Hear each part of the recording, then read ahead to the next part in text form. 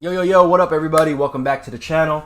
Today we have something that I just got in the mail. I'm super excited to test it out. It is the Retrobit reissue of the Sega Saturn Pad. I want to say this is also the reissue of the Japanese style pad. There was an older fat Saturn Pad that the US version came out with, but this is the smaller version that mirrors the Japanese style one. Now, a little bit different. Obviously, there's a USB port. This is made for PC, Mac, and Steam. So right now, this is not a console controller.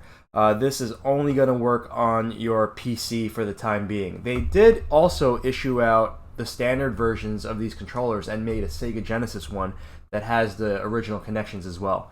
But for the most part, we're going to be playing most of our games using a computer, Steam, right? And which is why it's really cool that they came out with a USB version. Now, let's do a quick unboxing and get to the feels of it, see how it compares to the original one. I don't have an original one on hand. It's been a while, since 1995, since I got access to a traditional Saturn controller, but I do remember the feel vividly. The reason why this controller is coveted, especially in the fighting game community, is because of this guy right here, which is the D-pad. Many other manufacturers have tried to clone this D-pad with little success, or maybe, I want to say little success. I think that's accurate. There really hasn't been a D-pad this good in quite some time. Now, very simple packaging, USB cable here. This guy, let's see, it is smaller than a traditional controller, right? It's an older style, so this is your DualShock 4 as a comparison, right? But it is a little bit smaller. As the controllers were back in the 90s. The ergonomics was starting to get better. It wasn't a square brick like the NES controller. And it did have a little bit of these hooks on the corner for your hands to sit properly. But, luckily for me, I have small hands, so this fits really nice and snug. It's the same dimensions as it was in the past. That feels really good. The plastics are, nothing spectacular, but very solid. I don't feel like any issues will come up in the future. You can definitely scratch it up, but for the most part, it feels like the original controller. So let us start with the D-pad. The D-pad is very comfortable right away. I already feel that I can definitely play on this pad. I am an arcade stick guy, but this pad feels absolutely wonderful to play with, right? It reacts very fast. It snaps back to neutral really fast. You can definitely get a full travel. Doing some, DP motions or fireball motions, it feels really good. All right, so I would say I'm going to give the D-pad definitely an A, if I'm going to be grading this thing. Let's see. Button-wise, you guys realize that, this was the next generation after Sega Genesis, right? So A, B, and C was the main buttons for Sega Genesis. Then games that required, the other buttons, like the other three buttons, were also added. So the Genesis made a 6-button controller, and then it kind of ported over to the Saturn controller. So these little buttons are like not the same variety, right? There's little nubs, but they do feel good. They're easy to get to. They don't really feel that much of a difference. These are a little button style nubs, and then these have the concave fat buttons that we're used to for the older controllers. But responsiveness, really good. I don't really feel they're not getting stuck. They snap back really nice. They have a good feel to it. They're easy to reach with your thumb. And, no complaints on there. Nothing spectacular, and also time will tell. We do have to test these out pretty thoroughly. I'm not sure how long they'll last, but they do feel faithful to the original controller. Let's see. I would say the triggers, right? The triggers, I think they're a little lackluster. The old Saturn triggers, I remember distinctly having like a tactile feel to them, right? And although these, I don't think there's any issues activating the trigger, they just don't have the same feel. So, if I were to downplay the controller just a little bit, it would definitely be the triggers. Fortunately, I'm a fighting game player. I only really need these 6. I think it will be useful if to map these buttons for ×3 when you need to do like an EX move or an Ultra or Super that requires more than 2 buttons. I think that would be easier. Instead of going like this, that's kind of awkward to play on pad like that. So maybe that could be really useful for the triggers. But overall, feels really really well built, really solid, and for the money, it's absolutely worth it. This is the only auxiliary button. Now it's the start button. That can be concerning for games that require like L3, if you're using the L3 inputs. So you're gonna definitely have to dig in the menus to access some of those features, because it's not available on the controller. I wanted to show you guys, today's modern offerings of the 6-button fighting game controller. All right. Remember, this was the de facto standard. Everyone was trying to get a Saturn Pad to work on newer consoles via converters and stuff, right? Now, the first, I would say, competitor to this is the Mad Catz 6-button controller. I have one for 360 back in the day, right?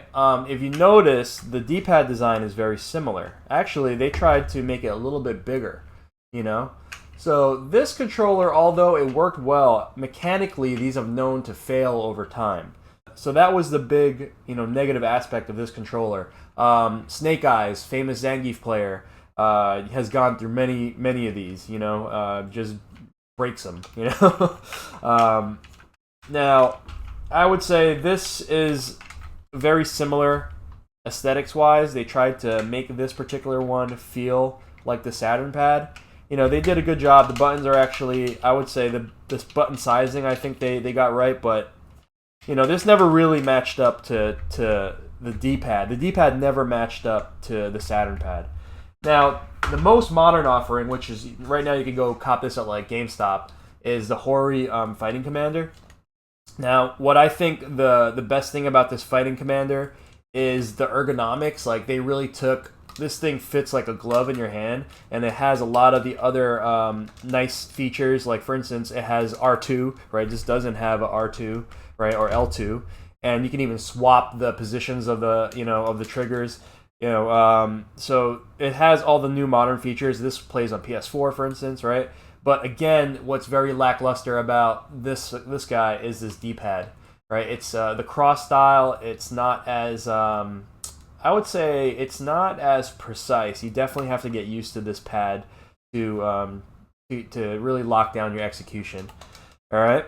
So just comparing the modern offerings, and really nice to see this guy back from the dead, basically, and it's really a gift for fighting gamers, especially those who are fighting gamers on PC and Steam. I have been speaking to some of my contacts at Brook. If you guys know Brook Accessory, check them out, brookaccessory.com. They make the super converters that allow other console controllers to work on other consoles as well. So I did approach them and ask them, hey, like, what are the chances that this can get a console conversion using one of their existing converters? So that may be in the works. No promises. I'm not. I don't work for Brook or anything like that. But these guys said, hey, yeah, we'll take a look and see if it's possible. So maybe using a Brook converter, these may have console compatibility in the future.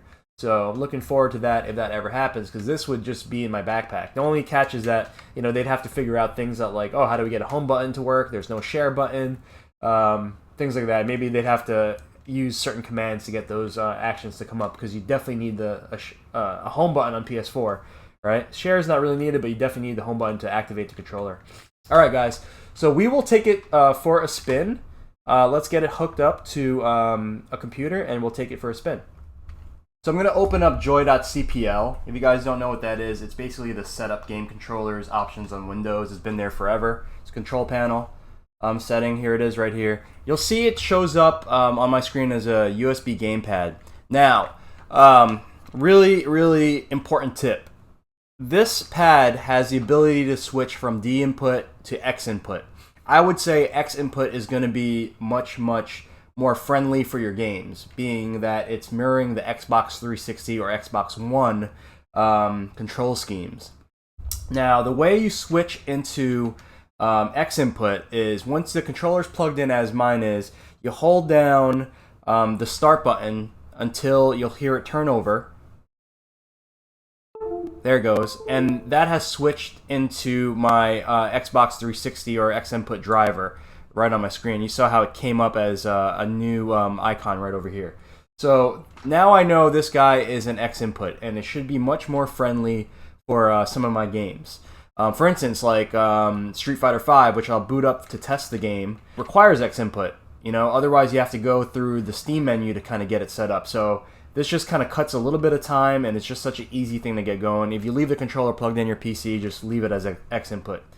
So we are in training mode in Street Fighter V. If you follow along the inputs on the left side, you can see that it's very reactive. I don't really feel any instance of lag. Just testing out some bread and butter combos to kind of give a feel for this guy.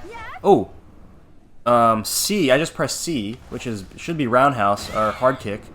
That's definitely supposed to be roundhouse, and I have the game set to just X input, you know, default settings. So I got to go see what's going on in there. Let's look at the button preview. So this should follow along. Remember, I'm using default settings, and you can tell it's X input. Yeah, so C is triggering as what this guy's supposed to be, and right trigger is supposed to trigger C. Wow, okay. So that's a little awkward. Not for nothing, though. It shouldn't be an issue, only because, you know, you can literally change it in the game. So I don't know if they have to update that button mapping. It's definitely not what's supposed to correspond, or maybe they have some other reasoning other than for fighting games, but that needs to get fixed. So, you know, I think everything was right. Hard kick needs to be LB, right? This needs to be that, and that's going to automatically set. So now that we have this set properly, let's just test some combos out.